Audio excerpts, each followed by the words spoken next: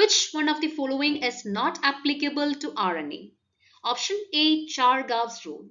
Chargaff's rule states that in DNA, the amount of adenine is equal to the amount of thymine and the amount of guanine is equal to the amount of cytosine. And that means the number of purines is always equal to the number of pyrimidines. However, Chargaff's rule does not apply for RNA as RNA does not contain thymine. Instead, RNA contains uracil. So that means option A is the correct answer. Coming to option B, complementary base pairing. This is applicable to RNA because in RNA, adenine pairs with uracil and cytosine pairs with guanine. So option B is incorrect. Option C, 5' phosphoryl and 3' hydroxyl end. This is also true.